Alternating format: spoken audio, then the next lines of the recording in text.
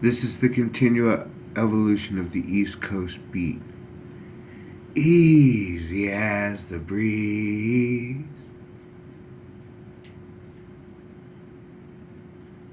You know, if you should ever try to catch your breath by trying to clutch your chest, just remember me.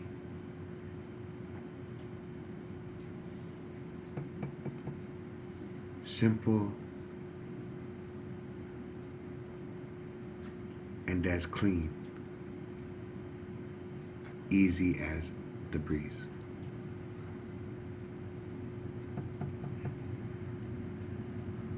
I remember when I was 17 years old, I worked in a movie theater.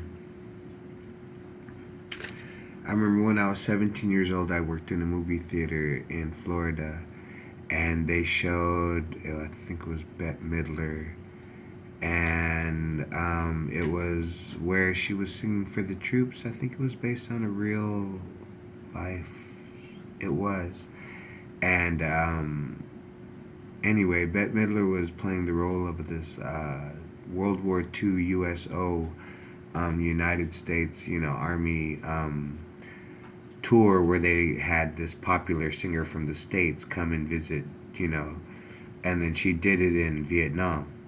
And her son actually was drafted, and I believe, if I remember correctly, he died in Vietnam. So, if I remember correctly. Um, so, but at one point in the movie, she was walking through the troops, and looking for her son, of course, and stuff. And I just remember taking a little bit of time to look at each soldier and think to myself, which one would I be? Um, and I found the one that I wanted to be. I wanted to be the one that had, when the line came, not only did he cross it, uh, kept his eyes open. You know what I'm saying? Which meant that he would probably have to cross the same line twice. So, but those were the guys I wanted to be.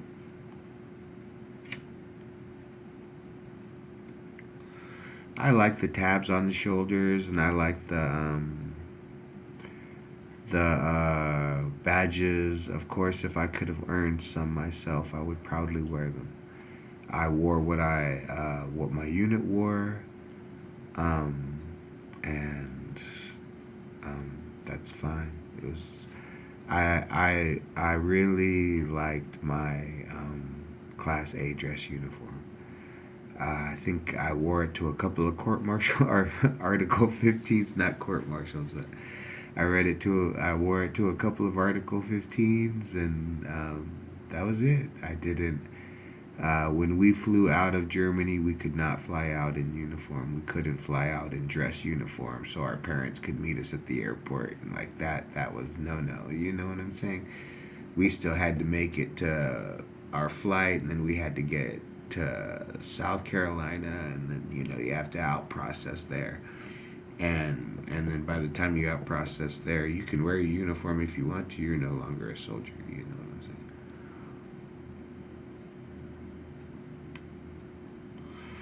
I mean, there'll always be a part of you that will be a soldier, but that's the thing. It's like, okay, if I used to be a cook, am I a cook?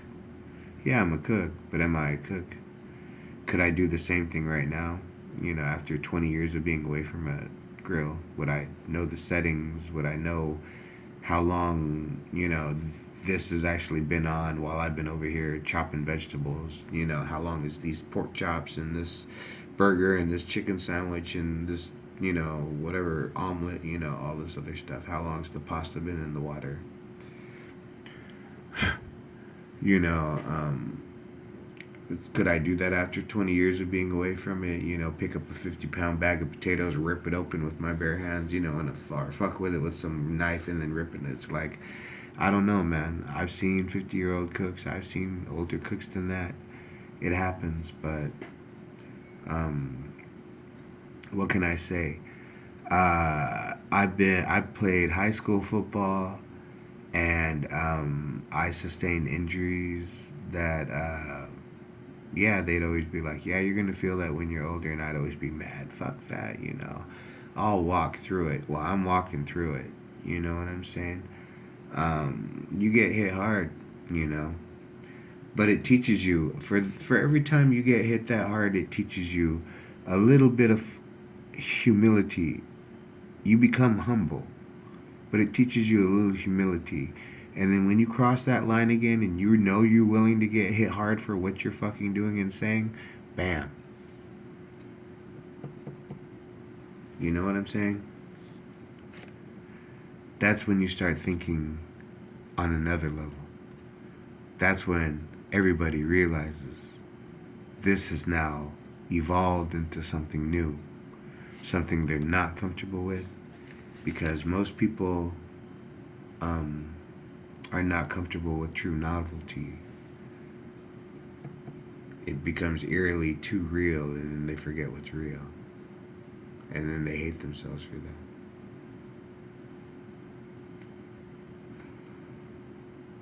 You know what I'm saying?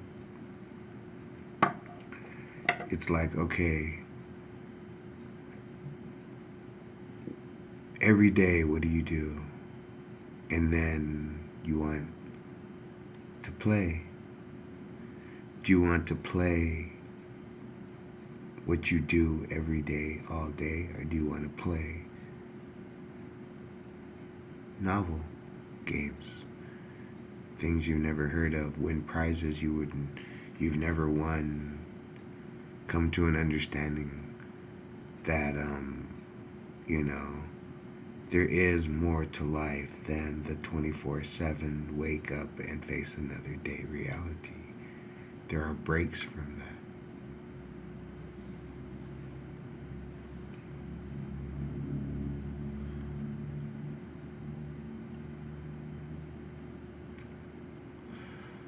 So,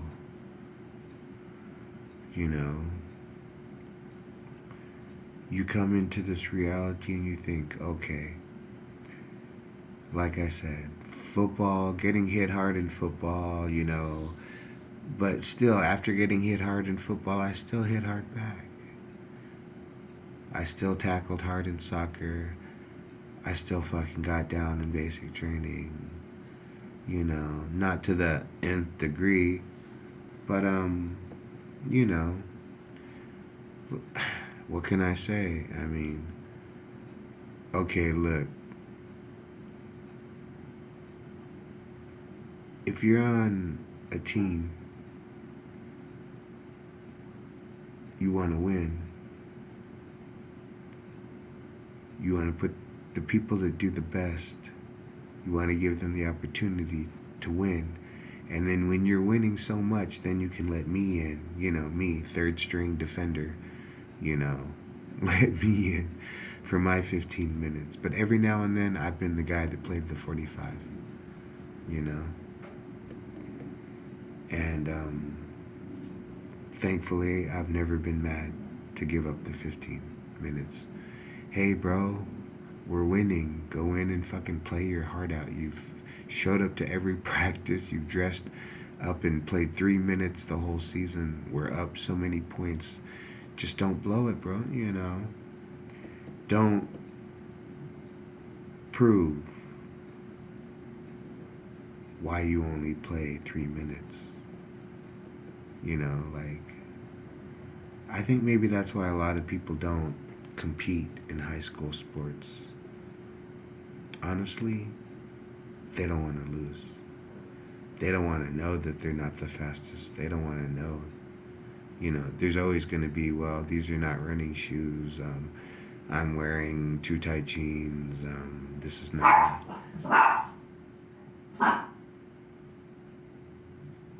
You know, there'll always be, you know, I don't have a proper fitness and nutrition coach so that I can go rock climbing, you know what I'm saying?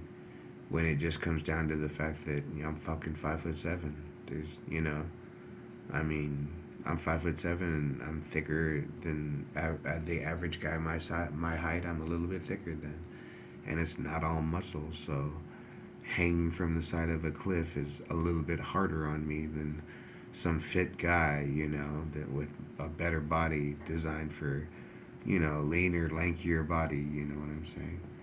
So, I did what I did, and then, like I said, part of the thing was there was a time when I was working in a movie theater in Florida, and then there was a time when I was making fucking,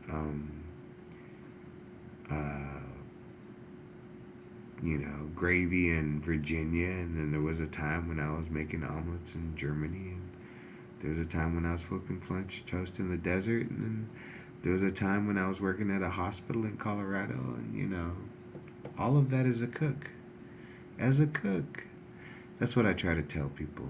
Every time I tell them about the U.S. Army, you don't have to be jumping out of an airplane. You don't have to. You know what I'm saying? If you've already got a skill and you join the military, join with that skill. You'll still be a soldier. You know. So, like I said, and then you can pick up you can join to be a truck driver. You learn how to drive trucks. You might even get a license out of it. You get your hazmat. You get familiar with it. You can tell yourself whether or not, hey, when I get out of the army, is this what I can do to pay the rent and still fucking have a good time with my life? Be content with the fact that, yeah, I did my one tour and, got out and, could have been a lifer, but I realized, hey, you know what? This is a young man's game. You know what I'm saying? That's how after my first tour, my body was done. It's too many, you know, 20-hour days, too much picking up heavy shit, 50 pounds of this, and, bending over and sitting in all this heat. And, it's just like, and 90 days of that. And I was like, bro, you know what? Um, all this 1962 fucking rusted out shit, you know what I'm saying? My body was done. I couldn't do that shit no more. And then I was like, if I had to fucking hike up a rocky ass mountain and do this shit, no, I'd be done. So when they asked if I wanted to reenlist, I didn't. I said, in that file on top of that thing should be an X-ray of my knees and my elbow or my shoulder, and I was like, no, man. I came in. I went Bravo so I could go to the field. I went to the field. I came back. Hey, I wasn't trained on any weapon system that I didn't use. I wasn't, the Army didn't waste any money on me, nigga. You know what I'm saying? Make mashed potatoes and flip French toast and sausage and make coffee. I did that shit. You know what I'm saying? In Germany, I did that shit in the desert. Came back to Germany and hey, gave me 6 months with the baker so I could make streusel. You know what I'm saying? It's like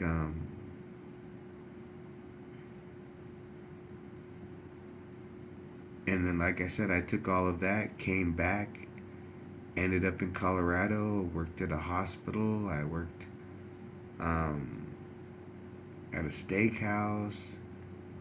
I worked a couple places like that. And then but cook pay wasn't enough to pay the rent in Denver, you know what I'm saying? So what can I say? Ended up back in San Bernardino with the family. And this happened and that happened, and now I'm 50 years old, and what can I possibly say about life? I like dark coffee sweetened with extra sweet creamer. I like thick chocolate cake with icing. I like smoking cigars and coffee and chocolate cake with icing for breakfast. Or at 3 o'clock in the morning if I'm staying up all night, or Just got in from a long drive. At 50, that's what I know about life. That's what keeps me going. You know, I once had a partner that would meet me at 12:30 at night at a 24-hour donut shop just because I had nothing else to do. Hey, you know, you call them as you call them, you know what I'm saying? The continual evolution of the East Coast beat.